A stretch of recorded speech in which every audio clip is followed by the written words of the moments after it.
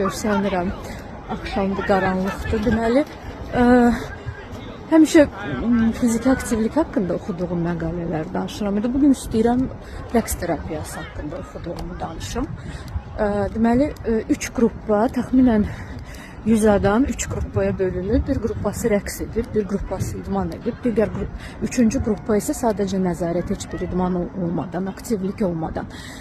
Və 3 aydan sonra bunları təkrar müayinədən keçiriblər və aşkarlanıb ki, aydındır ki, rəqs qruppası da, idman qruppası da heç bir aktivlik eləməyən nəzarət qruppasından qat-qat yaxşı nəticələr göstərib sonda, həm fiziki baxımdan, həm həyat keyfiyyəti baxımından.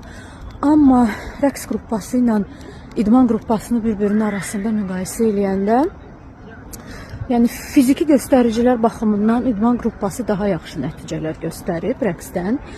Amma həyat keyfiyyəti baxımından rəqs qruppasının nəticələri daha üstün olub, nəinki idman qruppasının nəticələri. Burada deməli, nəyə görə bunu, nə ilə bunu izah edirlər? Həm musiqinin təsiri, həm də ki, sosiallaşma ilə. Çünki rəqsi qrup şəklində eləyirlər, cütlüklərlə eləyirlər və bu sosiallaşma baxımından həyat keyfiyyətinin artırılması rəqs qruppasında daha yaxşı keçir.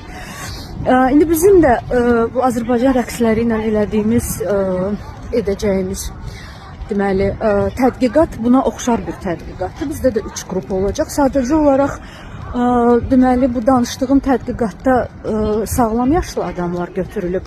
Biz amma konkret ürək çatışmazlığı diaqnozu olan insanlarla işləyəcəyik. Çünki fiziki aktivliyin olmaması ürək damar sistemindən çox təsir göstərir və ona görə də bu ürək çatışmazlığı diaqnozunu, reabilitasiyasını məqs rəqslə, idmanla eləyəcəyik ki, sonda nəticələrə baxaq ki, bizim tədqiqatın nəticələri necə olacaq.